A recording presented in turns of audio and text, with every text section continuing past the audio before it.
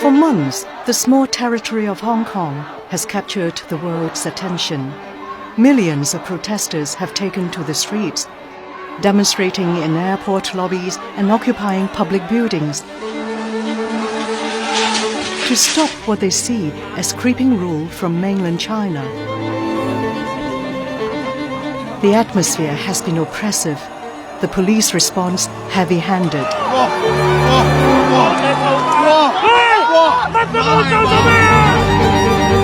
In this video, we look at what has been happening, why, and how the police have escalated tensions.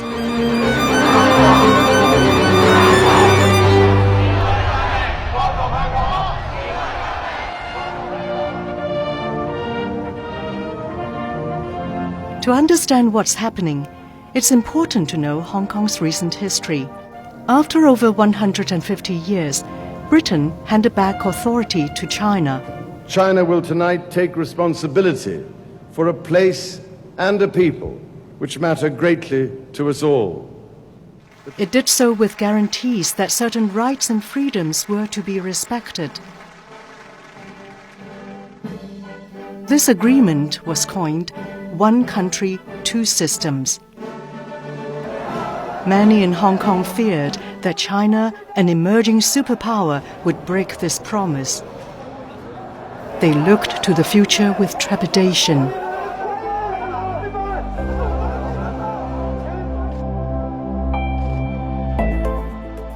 In the years since the handover, China has tried to introduce policies increasing its control over the territory. Many in Hong Kong have been resisting. Amnesty International supports people's rights to peaceful assembly. So this year, when the Chief Executive of Hong Kong, Carrie Lam, tried to introduce a bill that would allow the extradition of criminal suspects to mainland China, people were ready. An estimated 1 million people took to the streets to protest. It was a peaceful event with few arrests. Today we are out here walking in the streets of Hong Kong, standing up for ourselves and our future, and just to uphold our basic human rights. However, the situation changed dramatically a few days later. Tens of thousands of people surrounded the Legislative Council building. Everything started peacefully. But as the day went on, Amnesty International received reports of rising tensions. A lot of people who were in the streets were there taking videos at the same time, and those videos were very quickly posted to social media networks. Our teams in Hong Kong analyzed and reacted to reports on the ground, and our global digital verification teams forensically authenticated the uploads. Shocking videos illustrating police misconduct began to appear. We kind of try and build out a whole view of the area to find out where exactly this happened, to make sure it did happen where we are told it happened. In this case, what we do is we start looking for as many geographical features as we can within the video.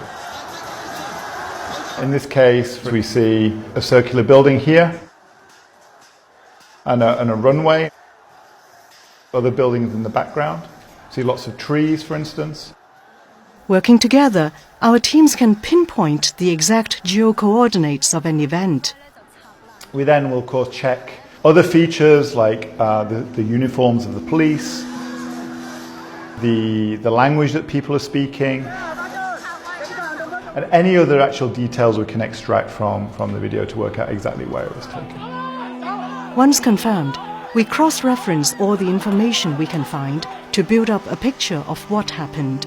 Throughout the following days, we continue to document incidents of excessive force. So within this video, what we see is some of the demonstrations outside a tower called Citric Tower, where the police used excessive use of tear gas against a crowd of protesters, pushing them towards the Citric Tower building. And then we see them actually rushing towards the building and getting inside the building, where tear gas was continued to be used. If you're in a big protest and you can't get away because you're in a big crowd and you can't move very fast, then you can cause physical problems like stampedes. And then the biggest thing we're seeing, and I see a real concern for this in Hong Kong, is that these canisters are projectiles. So when they're fired, they're really hard to direct. And so when they hit people, especially in their face or their head, and their delicate parts of their neck, that's when you see blunt trauma and death. The events of the 12th of June moved Hong Kong's protests into their next stage. So although the police use excessive force against peaceful protesters in June 12, we still see people, we take the street several times, overwhelmingly peacefully in millions, to call on the government to answer their demands. This is very impressive. Often the demonstrators are the victims of heavy-handed policing. Rubber bullets have been used dangerously. Tear gas has been deployed in densely populated residential areas. 我哋係有權利喺度集會㗎嘛，咁點解佢哋放出去煙就等於我哋要走啫？唔合理喎，成件事。Water cannons were even filled with dye, indiscriminately marking protesters and people standing by. As the months of uncertainty played out, our teams continuously monitored the situation, discovering evidence of arbitrary arrest, beatings, and even torture in police custody. We've documented cases of people who are brutalized when they are in detention, even ill-treated, torture, pointing laser pens in their eyes. The police force rejected our findings. We see some missing links in that report, and that's why I cannot agree with all the allegations. Those missing links, including they basically did not mention clearly about the social environment in Hong Kong. Most arrested persons whom we interview are afraid of coming forward to complain to police because they fear the police will further persecute them. So in this sense, the police is in no position to investigate themselves.